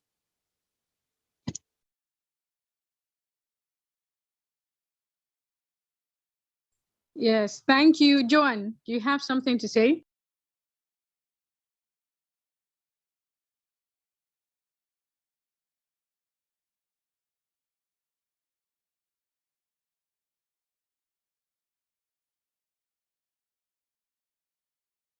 Okay, maybe Joan has poor network on her end. Just like Eniola mentioned, time management. Some people didn't maximize their time effectively. So I'll run through the time for each person. Just give me 1 or 2 minutes. So Manuela used 4 minutes, 54 seconds. That was good. Olakunleyin used 7 minutes, 4 seconds. That was poor. Uzochukwu used 2 minutes, 39 seconds. Good. Oluwaseun, 2 minutes, 59 seconds. Good. Adeni used 5 minutes, 34 seconds. Fair. Chukwemeka used 4 minutes, 33 seconds. Good. Musna used 4 minutes, 2 seconds. Not good. Who else? Who else is left? Victoria. Despite the hitches, her last speech was generally good, and she used 3 minutes, 4 seconds. Good. Well done, everyone. Like Eniola mentioned, it's important to practice with time. I believe I told the speakers beforehand, practice with time, so that whether or not you even hear the timer, you finish just right on time because you practice with time. Do you understand? Many times in instances of prepared speeches, you're expected to be able to finish up no matter what happens on stage. In fact, what if you forget your speech? You've got to train your brain to be able to move to the next point that you remember so that you can finish on time. What if you have people distracting in the audience in a physical debate? The time still stands. Nobody would give you extra time. So you've got to finish up on time. And you can do that effectively if you prepare adequately with time. All right. Does anyone have any question based on all that we've shared so far? Does anyone have any question based on all that we've shared so far?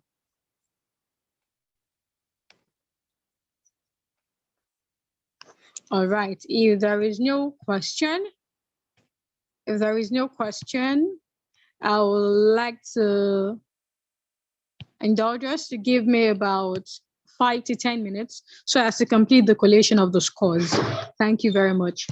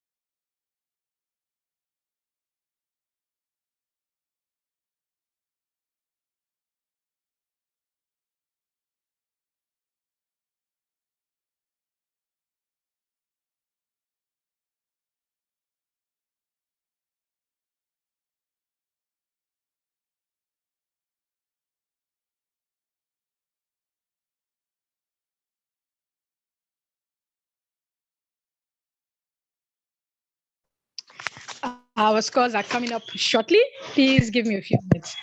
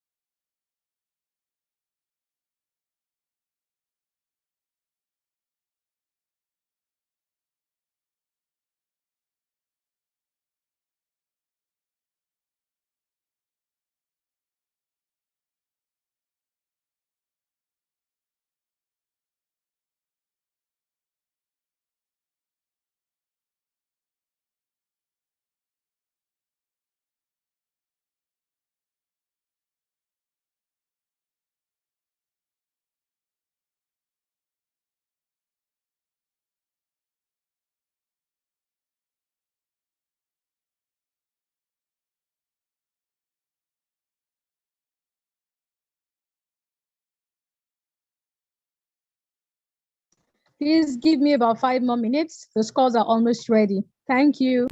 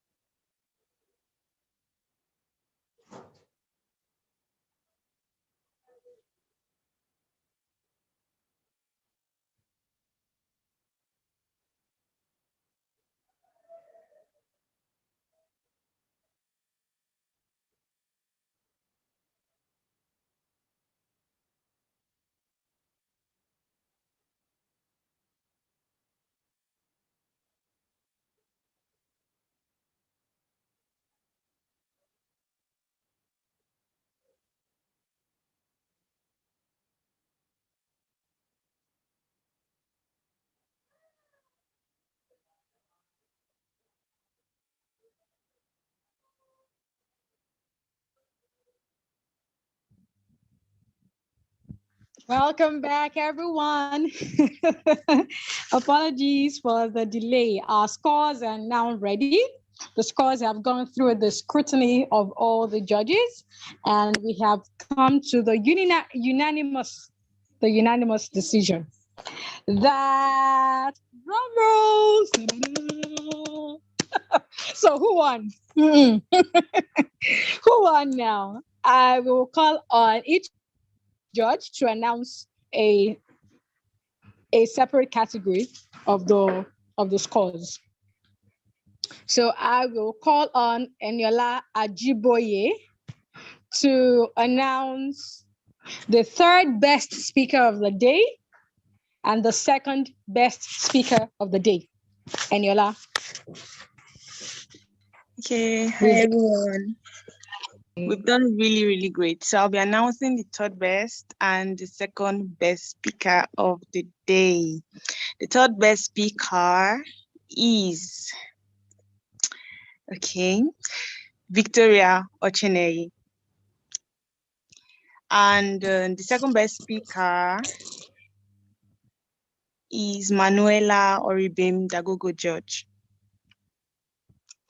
Amazing, wonderful. Well done, guys. Well done. Victoria had a cumulative score of 73.3%, while Manuela had a cumulative score of 79.3%. Well done, ladies. You've done very, very well. Well done, particularly to Victoria, who gave her best in spite of the network challenges. Well done. I will now yield the floor to James to announce the overall best speaker of the day. James?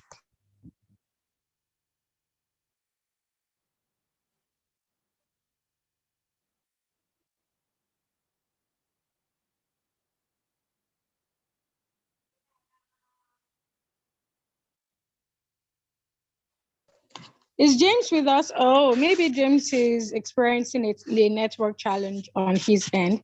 So I will take that. The overall best speaker of the day, yes, had a fantastic speech. And like all of you, he or she definitely has a lot of work to do, especially in improving their delivery. Nonetheless, we have recognized this person as the overall best speaker because the person gave a fantastic speech. The content of the speech was top-notch. The logic was great and highly commendable as well. There was impressive structure and organization in the speech of this person. The person also utilized time effectively. And we think that with all of these criteria met, this person deserves to be recognized as the overall best speaker of today's debate competition with a total score of 84.3%. Ladies and gentlemen, please congratulate our overall best speaker, Chukwuemeka Augustine.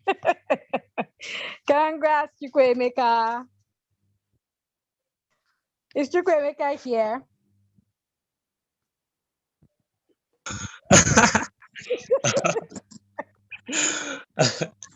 Thank you so much. I'm really speechless right now. Thank you so much, everyone. I hope I improve in subsequent delivery. Thank you. Well done. Well done, Chukwuemeka. Oh my, well done, Chukwuemeka. Well done, well done, well done. I'll now yield the floor to Joanne, who will now announce the scores for the first topic. Joanne.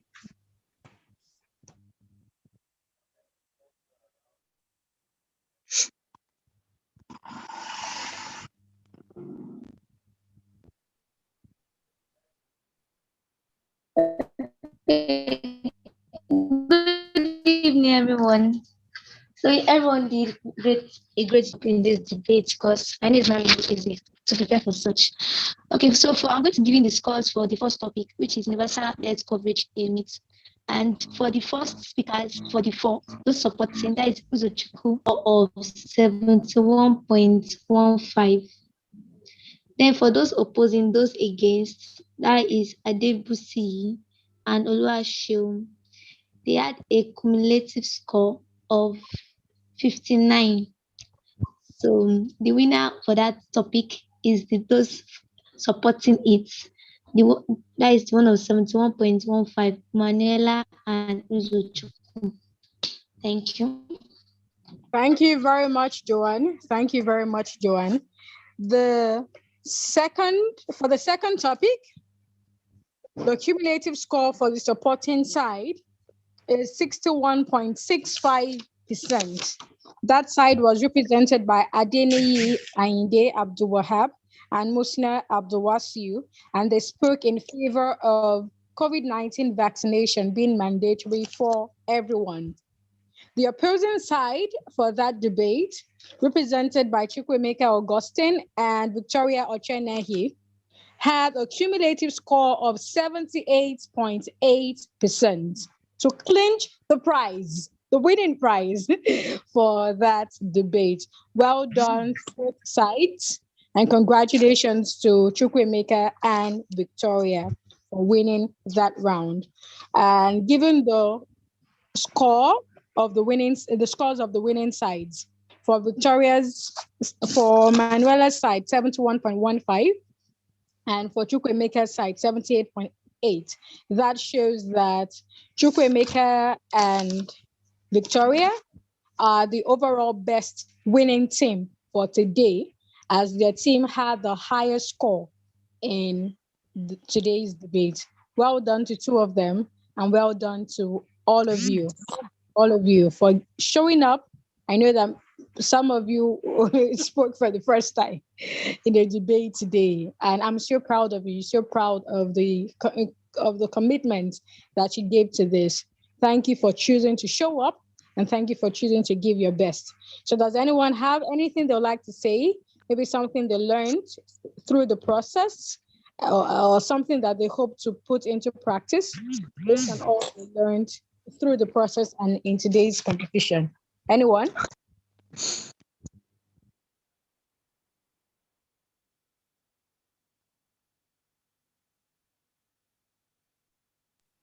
Yeah, does anyone have anything to say based on the competition and based on the preparation process for today's debate? Anyone?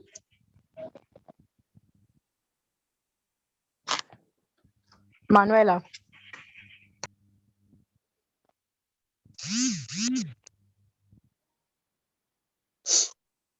Chukwuemeka, are you trying to say something? Because we can't hear you. Okay, great. So Manuela, you have the floor, Manuela.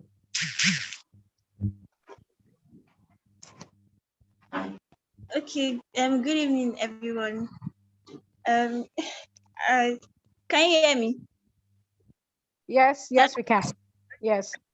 Okay, I just want to thank my Incubation Hub and the organizers for the debate. At least I'm one of the persons that is speaking for the first time. Wow, wow. I'm very well. Well done. Thank you. So thank you for the opportunity. I wasn't even bothered about winning, but just trying to give my best and during the preparations and looking for points. At first, when I saw that we were for the topic, I was like, everybody knows that universal health coverage is something that is well spoken about. So how are we going to debate and say that it's a myth? So I was actually bothered at first, but then I tried and looked for points and did my research, and I'm happy that I was able to do at least an above average performance. So thank you everyone. Thank you everyone for listening. Thank you. Well done. Thank you, Manuela. Well done. Chukwuemeka, you have the floor. Okay. Good evening once more, everyone. And I would like to thank everyone for participating in today's debate. Actually, when the announcement for the debate came online, like when we saw that there's going to be a debate, I decided to go for the topic, not because I have enough points, yeah. But normally, the vaccine, everyone is supposed to take the vaccine. So everyone is supposed to take the vaccine. Not that we debated against it. Yeah. That's why I took the part of debating against it, because I felt that there are a lot of points if I debated for it. You understand? So that's why I took the challenge to debate against the topic. I would like to thank Farmer Incubation Hub for the opportunity to participate in this debate, and I look forward for subsequent improvements in my delivery skill, my speech delivery skill. I'm kind of a shy person actually, but I believe that with time I'll overcome the shyness. Thank you, everyone. Thank you, and well done. So good to see that you actually took a challenge by going for the side that you did. That's so good. And people would generally speak for a side where they have more points, but you decided to challenge yourself to see how far you could go by choosing the unconventional side. And you did very well. That's the beauty of a debate, really, because sometimes the winning side may be obvious from the beginning, because some people will think, oh, there are more points for so and so side, they should win. But that's not always the case. In fact, the side that isn't even publicly accepted may be the winning side, because all eyes would be on that side to say, okay, let's see what sons you're going to pull. Let's see what you're going to do to convince us otherwise. And that's what debate is all about, to be able to change your opponent's or your audience's point of view based on the logic of your facts, the concreteness of your thoughts, and your ability to pass across the message. That's the beauty of a debate, to be able to be able to convince the other person that what they thought was correct or possible is no longer correct, or is no longer possible or permissible by evidence or facts. That's what debate entails. So the publicly accepted side is not always the winning side.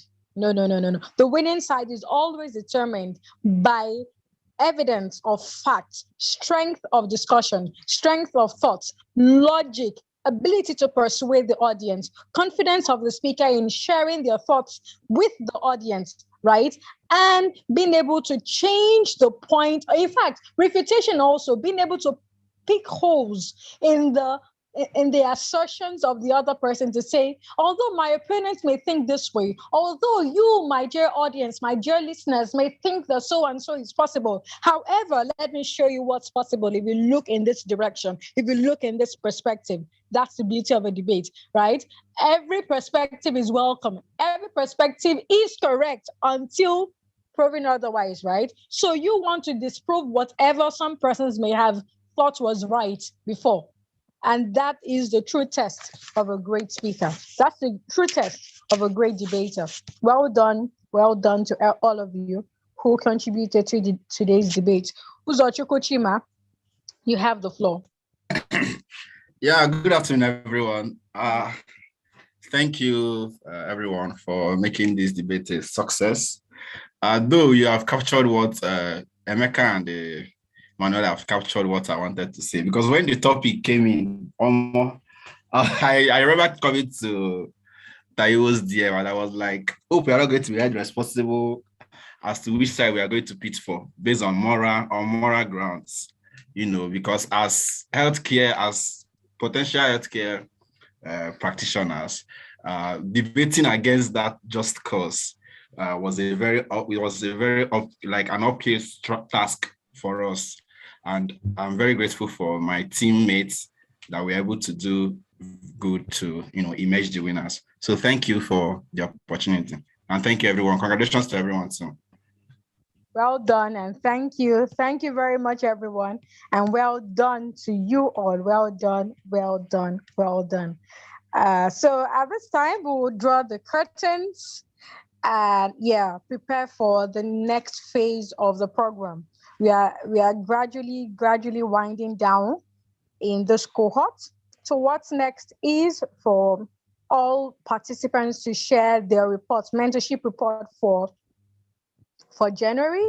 So you all will be required to send a document just like you did in December, sharing your mentorship reports for January or your mentorship report so far in the program. We'll also release a schedule because we'll be having presentations. Everyone will be having a presentation. So each person will make slides that show what exactly they've learned in the program so far, in Farm Incubation Hub so far, what they have learned in their mentorship, and what key lessons they have learned, which will transform their practice as future healthcare providers, future healthcare professionals. So please put this in mind. Your slides may be, say, 2 to 5 slides. So please put this in mind. We will also be having our closing ceremony in February, first week in February. So please all put this in mind. Facilitators are ready. We will be having key trailblazing professionals, pharmacists in two of the world's largest pharmaceutical companies, Sanofi and Pfizer. So they will be sharing their thoughts with us from their years of experience and expertise. It's indeed an honor to have both of them on our platform in Farm Incubation Hub. I encourage you not to take this lightly. Adeni Abdul Wahab, I see that your hand is raised. Please, you have the floor. Yeah, good evening, everyone. Firstly, I would like to thank Farmer Incubation Hub for giving us this opportunity to showcase our talents and to become better, especially in the aspect of speech delivery. But for me, this debate, honestly, it's been so challenging considering the fact that we are currently in session and we are writing our tests. We are currently writing some tests and our exam. We are about to start our exam too. So virtually, I just prepared all my speech. Let me say, I just prepared it some few hours to the presentation, even though that is not enough of an excuse. But then I believe at least I still tried my best. That was why I kept coming to your DM to ask what time, because there is no time. Honestly, there is no time because I am currently preparing for some tests now. So it's a bit challenging anyway, but then at least at the end, we are able to at least deliver. So thank you so much for the opportunity. You're welcome, Adeniyi, and thank you also for showing up. Thank you so much. Thank you, all of you. Thank you to all of you who chose to show up for this. And I can see a few persons. I'm not sure whether they're from Farm Incubation Hub. I see Madia. I guess she came to support one of her friends, right? Welcome, and thank you very much for showing up. Do enjoy the rest of your weekend. Bye, everyone. Oh, I should mention. Okay, I know that we didn't say that there would be a prize, but just to commend all of you who showed up. Just to commend all of you who showed up. All right, so what do we do? So for the best speakers, the 3 best speakers, they will get a certificate to that effect. And the winning teams will get 10,000 naira. So that means Manuela's team will get 10,000 naira for the 2 speakers, the first speaker and the supporting speaker. Chukwemeka's side will also get 10,000 naira for himself and Victoria. So that's 5K each. Congratulations to all of you. Keep winning, keep showing up, keep giving your best. Do enjoy the rest of your weekend. Bye.